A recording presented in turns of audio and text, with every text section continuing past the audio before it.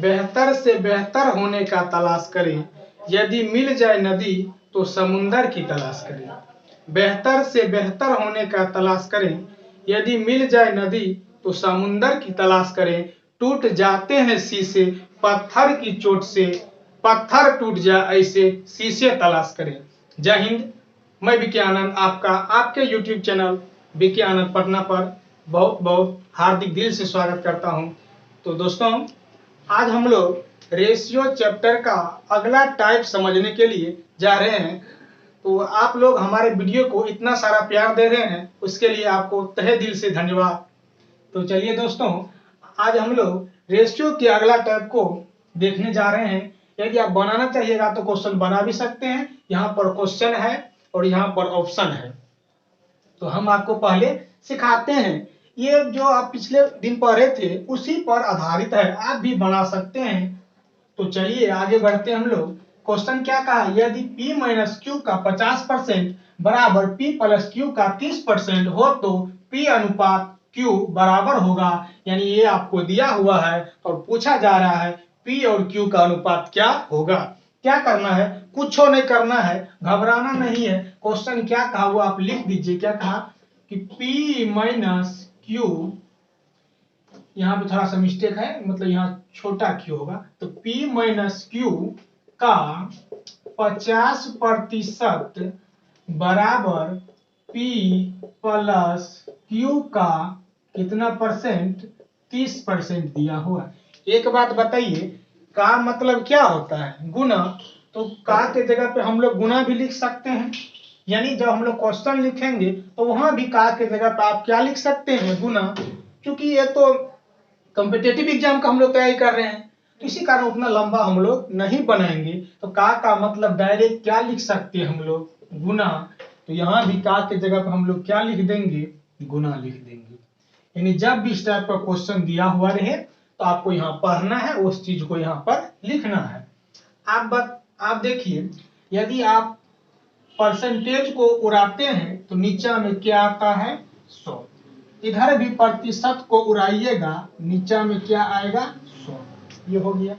आप देखिए, तो बराबर के दोनों साइड यदि सेम संख्या रहता है तो उसको हम लोग क्या कर देते हैं, खत्म कर देते हैं। तो बोलिए 100 से 100 हो गया भगवान को प्यारे। बोलिए 1 0 इसका, 1 0 इसका, ये चला गया नानी घर। अब क्या बच गया देखिए, तो P माइनस क्यू गुना बच गया 5 बराबर हो गया P प्लस क्यू। गुना में यहाँ पर 3 बचा हुआ है। अब इसका हम लोगों को क्या निकालना है, अनुपात निकालना है। तो यहाँ पर हम आपको कंसेप्ट बता रहे हैं, उसको ध्यान से सीखिएगा। तो पहले बेसिक ही बता देते हैं, उसके बाद हम लोग डायरेक्ट कर लेंगे। देखिए, तो बोलिए, तो इधर लिखा है P माइनस क्यू, ये जो है P प्लस क्यू इधर है गुना में, इसको इधर लेके चले आते हैं तो भागा में आ जाएगा, ये हो जाएगा P प्लस क्यू। इधर क्या बच गया, 3, और इधर ये 5 था गुना में, उधर जाएगा तो किस में हो जाएगा, भागा में। आप डायरेक्ट आप बोल सकते हैं कि P माइनस क्यू का अनुपात कितना हो गया, यानी P माइनस क्यू का अनुपात हो गया 3 और P प्लस क्यू का अनुपात कितना हो गया, 5 हो गया। अब देखिए, आप हम आपको इससे भी शॉर्ट में बता रहे हैं, क्योंकि शुरू में बेसिक बता रहे थे इसलिए थोड़ा सा लंबा हो गया, इतना आपको नहीं करना है। तो हम आपको बेसिक भी बताएंगे, पहले भी कर चुके हैं, उसके बाद जो शॉर्ट कंसेप्ट होगा वो भी आपको सिखाएंगे। तो वहां तक सॉल्व करने पर क्या आया था, P माइनस क्यू का मान आया था 3 और P प्लस क्यू का मान कितना आया था, 5। बोलिए, अब हमको निकालना है P का मान और निकालना है Q का मान। देखिए, आप इसको बेसिक तरीका से भी कर सकते हैं, समीकरण 1 और 2 मानकर, लेकिन ये कॉम्पिटिटिव एग्जाम है, हमको उतना नहीं करना है। आप बोलिए, हम सिखाए थे आपको कि जब दो संख्या का योग मतलब जोड़ दिया हुआ रहे और जब दो संख्या का अंतर दिया हुआ रहे, उस पर कंसेप्ट सिखाए थे कि बड़ी संख्या निकालना है तो जोड़ के 2 से भाग और छोटी संख्या निकालना है तो घटा कर 2 से भाग। आप कहेगा सर यहाँ पर P बड़ा है कि Q बड़ा है। देखिए, तो यहाँ पर P में से Q घटाने पर 3 आया है, मतलब पॉजिटिव दे रहा है, इसका मतलब P प्लस होगा। यानी पी प्लस नहीं, पी ज्यादा होगा क्यू कम होगा, तब ना आंसर आया है प्लस में। जैसे आप एक एग्जांपल से समझिए, यदि 5 में से 4 घटाएंगे तब तो प्लस में 1 आएगा ना, 5 में से 4 घटाइएगा तब आएगा 1 आया। यदि आप 4 में से 5 घटाते हैं तो किस में आता है, माइनस में आ गया ना। क्यों? क्योंकि ये शुरू वाला छोटा है, बाद वाला बड़ा है। नहीं, छोटा में से बड़ा को घटाइएगा तो माइनस में रिजल्ट आएगा, और बड़ा में से छोटा को घटाइएगा तो तब इसमें आता है प्लस में आता है। तो इससे आप क्या सीखे कि चूंकि इसमें पी में से क्यू को घटाने पर पॉजिटिव आ रहा है, प्लस में आ रहा है, इसका मतलब पी बड़ा होगा और क्यू क्या होगा, छोटा होगा। तो यहां तक आप सीख लिए। तो आप बोलिए, तो कौन बड़ा होगा, पी बड़ा होगा और क्यू क्या होगा, छोटा होगा। बोलिए, बड़का निकालना है, क्या करेंगे, जोड़ के 2 से भाग, जोड़िए 3 5 8, 2 से भाग दीजिए 4। क्यू छोटा है, क्यू का मान निकालना है, क्या करेंगे, घटा के 2 से भाग। और किस में से घटाते हैं, बड़ा में से हमेशा छोटा घटाइएगा। तो 5 में से 3 गया, कितने हो गया 2, और 2 में 2 से भाग दीजिएगा, कितना हो गया 1। तो किसका अनुपात निकालना था, पी और क्यू का। तो पी का मान हो गया 4 और क्यू का मान कितना हो जाएगा 1, यानी 4:1 ये हो जाएगा आपका आंसर। ये हो गया बिल्कुल बेसिक तरीका से, लेकिन हमको इतना नहीं करना है, इससे भी शॉर्ट तरीका से बता रहे। देखिए, जिनको हल्का फुल्का समझ में नहीं आ रहा, घबराने की कोई जरूरत नहीं है। अब जो तरीका बताएंगे वो बिल्कुल ही शॉर्ट होगा, क्योंकि हम आपको पहले बेसिक सिखा रहे थे, और आप यदि बेसिक समझ गए, नहीं हो समझिए समझे होइए गया, तो ये बहुत सिंपल तरीका से खत्म हो जाएगा। बोलिए कैसे, एक बार ध्यान दीजिएगा। चलिए, अब हमको इतना लंबा नहीं करना है, यदि किन्हीं को समझ में नहीं आएगा तो कोई दिक्कत नहीं है। चलिए, आप बिल्कुल फ्रेश होकर समझते हैं हम लोग। देखिए क्वेश्चन क्या कहा था कि सर पी माइनस क्यू का मतलब लिख दे गुना का 50% बराबर पी प्लस क्यू का मतलब लिख दे गुना 30%। आप ध्यान दीजिएगा। बोलिए, परसेंटेज को उड़ाते हैं नीचे में 100 आता है, इधर भी परसेंटेज को उड़ाएंगे नीचे में क्या आएगा 100, और फिर 100 से 100 तो काट ही जाता है। तो चूंकि प्रतिशत का मतलब ही होता है बटा 100, इसलिए हम लोग डायरेक्ट परसेंटेज से परसेंटेज को खत्म कर देंगे। समझे आप? जब दोनों तरफ परसेंटेज दिया रहे, डायरेक्ट परसेंटेज से परसेंटेज को क्या कीजिएगा, उड़ा दीजिएगा। अब बोलिए, ये 0 से ये 0 खत्म, अब बच गया तो बच गया आपका P माइनस क्यू गुना 5 बराबर P प्लस क्यू गुना हो गया 3। अब देखिए, यहां भी एक कंसेप्ट सिखा रहे हैं, बेसिक तो बता ही चुके हैं, अब यहाँ पे कंसेप्ट सिखा रहे हैं डायरेक्ट निकालने के लिए। ध्यान दीजिएगा, जो डायरेक्ट निकालने के लिए बता रहे हैं कैसे। बोलिए, देखिए, जब इसका मान निकालना रहेगा P माइनस क्यू का, तो आगे वाला हम देखिएगा क्या चीज से गुना किया हुआ है, यानी इधर का मान निकालना रहेगा तो उधर देखिएगा कौन सा निश्चित संख्या गुना किया हुआ है। तो P माइनस क्यू का मान निकालना है, आगे वाला हम देखिए क्या चीज से गुना है, 3 से, इसका मतलब P माइनस क्यू का मान हो जाएगा 3। अब यदि P प्लस क्यू का मान निकालना रहेगा तो इस साइड वाला में देखिएगा कि क्या चीज से गुना है, 5 से, तो P प्लस क्यू का मान कितना हो गया 5। समझे आप? नहीं समझिएगा तो वीडियो को थोड़ा पीछे कर लेना है, फिर से देख लेना है। अब बोलिए, तो P माइनस क्यू का मान आ गया 3, P प्लस क्यू का मान आ गया 5। सिंपल तरीका बताए हैं कि जब दो संख्या का योग भी दिया है, दो संख्या का अंतर भी दिया है, कैसे निकालेंगे। ये P का मान निकालना है और Q का मान निकालना है। पहले आपको ये समझना पड़ेगा P बड़ा है कि Q बड़ा है, क्योंकि P में से Q घटाने पर प्लस आ रहा है, इसका मतलब P बड़ा है, Q छोटा है। तो बोलिए, बड़ा का मान निकालना है, जोड़ के 2 से भाग, 5 3 8, 8 में दीजिए 2 से भागा 4। छोटा का मान निकालना है, घटा के 2 से भाग, तो 12 में से 5 में से 3 जाएगा 2, और 2 में 2 से भाग दे दीजिए, आंसर हो गया 1। यानी आपको तो हो गया, यदि तो P अनुपात Q हो जाएगा कितना, 4:1। क्या हो गया आपका आंसर। चलिए, उसी टाइप का क्वेश्चन है, बनाने का प्रयास कीजिए। तो क्या दिया हुआ है, दिया हुआ है आपका P प्लस क्यू का या गुना के बात हुआ 30% बराबर P माइनस क्यू का मतलब गुना का कितना परसेंट, 50%। कितना प्रतिशत, 50%। कैसे बनाइएगा, तो दोनों तरफ परसेंटेज है, परसेंटेज से परसेंटेज खत्म, 0 से 0 हो गया खत्म, यानी आपको तो P प्लस Q गुना 3 बराबर हो जाएगा P माइनस Q गुना हो जाएगा 5। अब निकाल लीजिए, तो P प्लस Q का मान और हमको निकालना है इसका P माइनस Q का। तो कैसे बताए थे, तो इस साइड वाला का अगर मान निकालना रहे तो उधर उस साइड में देखिएगा कौन चीज से गुना है, तो 5 से गुना है, इसलिए इसका मान हो गया इतना। P माइनस Q का मान निकालना रहेगा तो क्या करेंगे, इस साइड में देखेंगे कौन चीज से गुना है, तो क्या चीज से गुना है, 3 से, इसका मतलब इसका मान हो गया 3।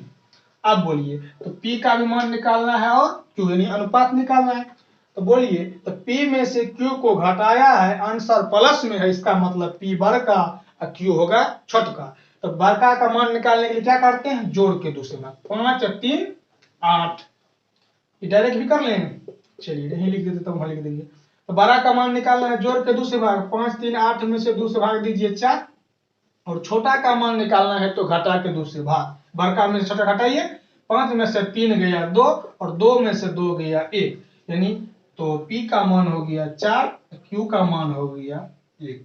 क्वेश्चन वही था, थोड़ा सा ये उसमें स्मॉल था, इसमें कैपिटल कर दिया गया। देखिए अगला क्वेश्चन बनाइए, टाइप वही है लेकिन वो मतलब पीछे वाला जो क्वेश्चन था वो आपको डायरेक्ट एक तरह से समीकरण के रूप में दिया हुआ था, लेकिन ये आपको लैंग्वेज में दिया है। पहले क्वेश्चन की भाषा को समझिए और लैंग्वेज में कन्वर्ट करके आंसर निकालिए। देखिए क्वेश्चन क्या कह रहा है कि 5 आम तथा 4 संतरे का मूल्य 3 आम तथा 7 संतरे के मूल्य के बराबर है, तो 1 आम तथा 1 संतरे के मूल्यों में क्या अनुपात होगा। देखिए तो इसको आप क्या कीजिए, तो यदि आपका इच्छा है तो मान लीजिए एक आम का जो मूल्य है x रुपया मान सकते हैं, x रुपया, और एक संतरे का मूल्य मान लीजिए y रुपया है। यदि इस टाइप का क्वेश्चन रहे तो क्या करना है, तो देखिएगा कि इसमें कौन सा मतलब टर्म आ रहा है। देखिए एगो आम है, एगो संतरा, एगो आम संतरा, बस वही है, एगो आम संतरा है। तो एक आम का मूल्य हम लोग मान लेते हैं x रुपया और एक संतरा का मूल्य कितना रुपया मान लेते हैं, y रुपया। तो आप ये भी मान सकते हैं। हम क्या करते हैं, एक आम का मूल्य मान लेते हैं हम m रुपया, m फॉर मैंगो, m रुपया मान लेते हैं, और एक संतरे का मूल्य हम लोग मान लेते हैं o रुपया। क्योंकि ये 0 हो रहा है तो वो भी मान सकते, कोई दिक्कत नहीं है, लेकिन वही मान लें, चलिए वही मान लेते हैं, लिख दिए तो। लेकिन ये आपको 0 लग रहा है तो क्या करें, तो इनको संतरा तो यही मान लेते हैं, चलिए देख लेते हैं, लेकिन बाद में ये इसको 0 नहीं समझिएगा। तो इस तरह से मेरा कहने का मतलब क्या है, यदि आप XY करके मान के बनाना चाहते हैं तो XY भी बना सकते हैं, और इस तरह से बनाना चाहते हैं तो इस तरह से बना सकते हैं। आप कहिएगा सर दोनों में अंतर क्या है, यदि XY करके बनाइएगा तो पीछे मतलब बाद में आपको सोचना पड़ जाएगा कि X किसको माने थे और Y किसको माने थे, एक बार देखना पड़ जाएगा। लेकिन यदि M और उसका यानी कि इसका जो इंग्लिश लेटर का पहला जो लेटर होता है, जैसे आम का हो गया इंग्लिश में मैंगो, और मैंगो का होता है M, तो आपको डायरेक्ट लिखने में पता चल जाएगा कि M है तो मैंगो है, वो है तो क्या है, ऑरेंज है यानी संतरा है। तो आपको जो दोनों में से जो अच्छा लगे वो बना सकते हैं, वही हम बताना चाह रहे थे। आगे बढ़ते हैं हम लोग क्वेश्चन की तरफ। तो कितना हम लोग यानी हमेशा 1 रुपया हम लोग करके क्या करेंगे, मानेंगे। आपका इच्छा दूसरा ही बना सकते हैं, लेकिन दूसरा चीज मानिएगा थोड़ा सा ज्यादा कैलकुलेटिव हो जाएगा। तो हमको कैलकुलेशन में फंसना नहीं है, बल्कि हमको शॉर्ट में बनाना है, तो इसीलिए हम लोग क्या करते हैं 1 रुपया मान लेते हैं, किसी को कोई दिक्कत नहीं होना चाहिए। तो XY कहिएगा तो वही मान लेंगे, नहीं तो कोई दिक्कत नहीं है। तो बोलिए, तो एक आम का कितना मान लेते हैं, x रुपया मान लेते हैं। एक आम, लेकिन याद रखना पड़ेगा आम को माने हैं x और संतरा को क्या मान रहे हैं, y। संतरा क्या मान रहे हैं, y, ये आप ध्यान रखिएगा। बोलिए, तो एक आम का मूल्य है x रुपया, तो 5 आम का मूल्य कितना रुपया हो गया, 5x। तो इसका रुपया मूल्य हो गया 5 आम का कितना, 5x। तथा के मतलब प्लस लिख सकते हैं। तो 5 आम का मूल्य हो गया 5x तथा 4 संतरे का मूल्य, बोलिए एक संतरा का मूल्य है y रुपया, तो 4 संतरा का मूल्य कितने रुपया हो जाएगा 4y रुपया, बराबर कितना हो गया। आगे क्वेश्चन क्या कहा, आगे क्वेश्चन पढ़िए क्या कहा कि 3 आम, तो एक आम को x माने थे तो 3 आम का मूल्य हो जाएगा 3x तथा 7 संतरा, एक संतरा को y माने थे तो 7 संतरा का मूल्य कितना रुपया हो जाएगा 7y के मूल्य के क्या है बराबर, यानी ये दोनों आपस में क्या है बराबर है। तो क्वेश्चन कह रहा है एक आम तथा एक संतरे के मूल्य में क्या अनुपात होगा। यदि क्वेश्चन नहीं समझे तो एक बार फिर से हम समझा दे रहे हैं। कहा 5 आम तथा 4 संतरे का मूल्य 3 आम तथा 7 संतरे के मूल्य के बराबर है। तो हमने क्या किया, एक आम को मान लिए x रुपया तो 5 आम हो गया तो 5x रुपया, एक संतरा को माने है y रुपया तो 4 संतरा है कितना मूल्य हो जाएगा 4y, और 3 आम है तो रुपया हो जाएगा उसका मूल्य यानी 3x, और 7 संतरा है तो उसका मूल्य कितना हो जाएगा 7y, और ये कहा आपस में दोनों क्या है बराबर है।